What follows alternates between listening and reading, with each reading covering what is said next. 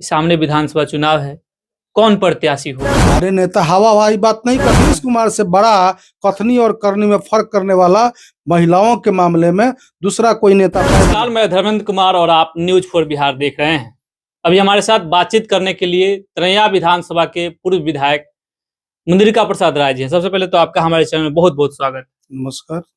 तरैया विधानसभा की खास करके हम अभी बात कर रहे हैं। तरैया विधानसभा का प्रतिनिधित्व आपके परिवार के लोग काफी लंबे समय से करते आए हैं। आपको भी मौका मिला है, आप भी 5 वर्षों तक तरैया का प्रतिनिधित्व किए हैं। आज भी लोगों को काफी आपसे उम्मीद है। आप क्षेत्र में घूमते होंगे, जाते होंगे, मतलब अभी क्या क्या कमी आपको देखने को मिल रही है? लोग चर्चा भी करते होंगे आपसे। चर्चाएं होती हैं, चर्चा काफी होती हैं, लोगों से बात होती है। हमारा जो मुख्य हम लोग जो सोचते हैं कि समाज में किन चीजों की आवश्यकता है, मूलभूत क्या सुविधाएं होनी चाहिए, इंफ्रास्ट्रक्चर हमारे यहाँ है कि नहीं है। तो शिक्षा के क्षेत्र में हम बहुत कमी देख रहे हैं। शिक्षा के क्षेत्र में जो बहुत ऐसे विद्यालय हैं जहाँ भवन का अभाव है, उपस्कर का अभाव है, पेयजल का अभाव है, शौचालय का अभाव है, इन सब चीजों को देखते हैं।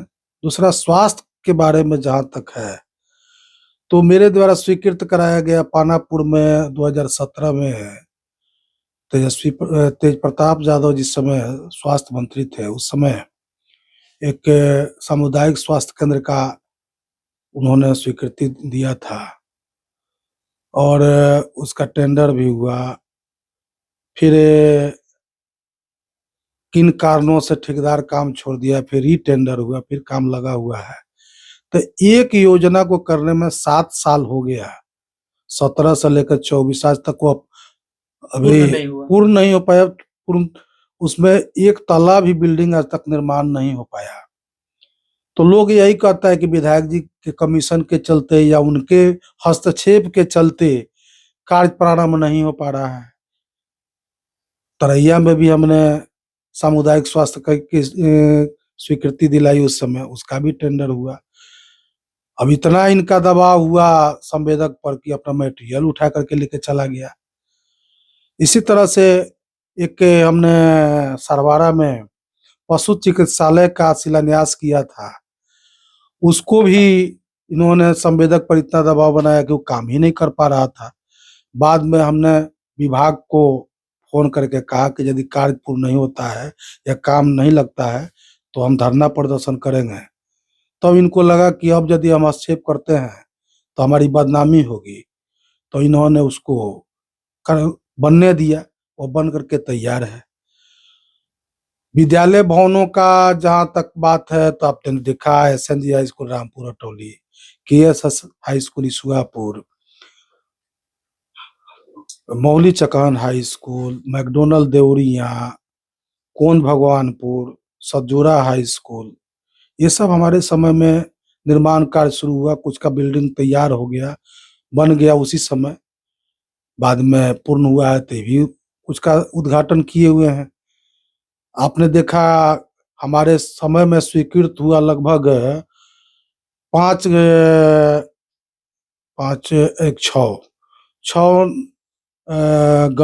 गंडक नहर जो तरैया में है उस पर पुल स्वीकृत हुआ, जिसमें हमारे समय में एक पूर्ण हुआ, 5 पर कार्य प्रारंभ नहीं हो पाया, तो अब उस पे कार्य लगा हुआ है।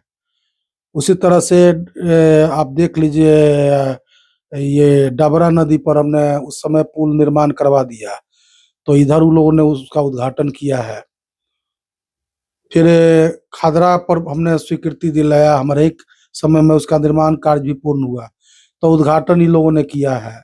मौजोपुर में आप जाकर के देखिए, जो PWD और गंडक नहर जो क्रॉस करता है वहां पे पुल बना, तो हमारे समय में स्वीकृति हुआ, पुल निर्माण का कार्य प्रारंभ हुआ और वहां भी पुल बन गया, लेकिन उद्घाटन करने का मौका इन लोगों को मिला।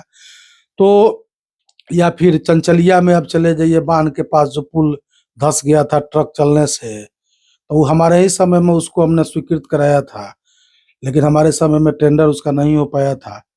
पुल धंसने के बाद वह कार्य प्रारंभ हुआ और पुल निर्माण हो भी गया। इसी तरह से आप चले जाइए रसौली में जाइएगा तो वहाँ बिनटोली मलाटोली जहाँ है, जो मशरक के सीमा पर है, वहाँ जो पुल आपका बना हुआ है वो मेरे ही कार्यकाल में स्वीकृत हुआ है, वही पुल बन गया। तो हमारे कार्यकाल में जितना काम हुआ, जितनी स्वीकृतियां मिली, हमको लगता है कि केवल ईसुआपुर का जोड़ लीजिए तो 52 रोड की स्वीकृति हमने उस समय दिलवाई थी। अच्छा, लोग ऐसा भी कहता है कि काम आपने किया, इसमें कोई मतलब नहीं ना वाला बात नहीं कहता है। काम किया लेकिन आप उसको दिखा नहीं पाए, ये आरोप रहता है। देखिए, आरोप कुछ भी लग सकता है, धरातल पे जो बात होती है उस पे हम बात करते हैं। हमारे नेता हवा हवाई बात नहीं करते हैं। अच्छा, महिलाओं की मान सम्मान की बात कर रहे हैं, आप लोग मान योजना लेकर आए हैं, कराया, लेकिन महिला का मान तो सम्मान तो राजद से उम्मीद ही मत कीजिए, क्योंकि हमेशा राजद के जो लोग हैं महिलाओं का अपमान ही किए हैं। क्या कहेंगे? देखिए, बहुत बड़ा प्रमाण है विधानसभा का पटल, जिसमें नीतीश कुमार ने महिलाओं का जिस तरह से अपमान किया था, आज तक दुनिया में कहीं इस तरह का अपमान नहीं हुआ है। नीतीश कुमार तो हमेशा महिलाओं की सम्मान की बात करते हैं। सम्मान की बात करना और अपमान कर देना दोनों में फर्क है। आप बात करते हो और कथनी और करनी में फर्क नजर आता हो तो नीतीश कुमार से बड़ा कथनी और करनी में फर्क करने वाला महिलाओं के मामले में दूसरा कोई नेता पैदा नहीं लिया है।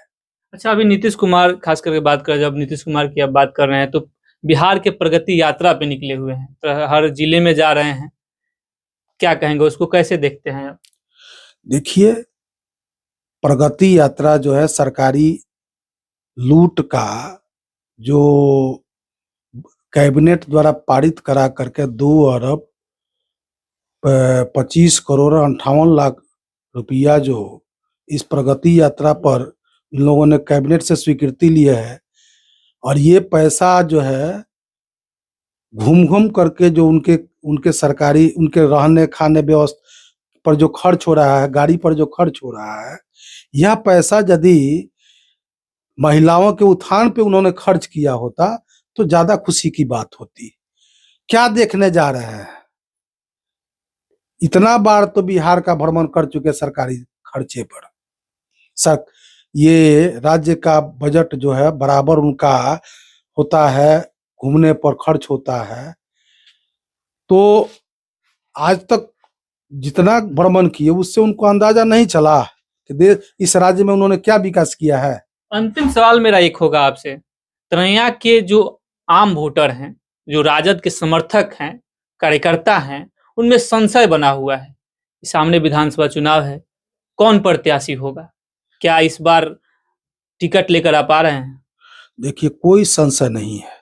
हमने घोषणा कर दिया है कि पार्टी जिसको टिकट देगी हम उसके साथ हैं।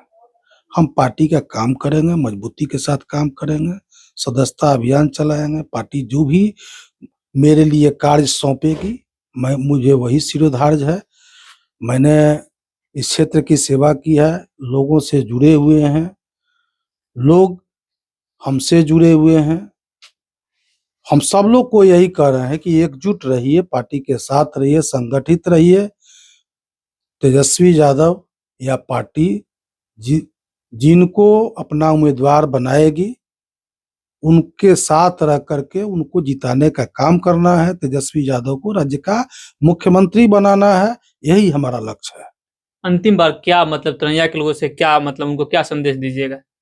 यही संदेश देंगे कि आप एकजुट रहिए, राजद के साथ जुड़िए, भविष्य की राजनीति कीजिए, भविष्य के नेता आदरणीय तेजस्वी प्रसाद यादव को राज्य का मुख्यमंत्री के रूप में स्थापित कराइए, राज्य का विकास कराइए।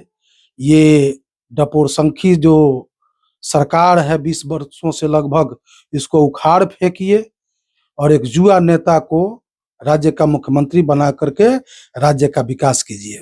बहुत बहुत धन्यवाद। तो आपने देखा और सुना कि तरैया के पूर्व विधायक मुंदेर प्रसाद राय जी थे, जिन्होंने अपने बात को बेबाकी से रखा। फिलहाल इतना ही। आपको इस खबर पे क्या अपनी प्रतिक्रिया रखनी है, आप अपनी प्रतिक्रिया हमारे कमेंट बॉक्स में जरूर रखें। धन्यवाद।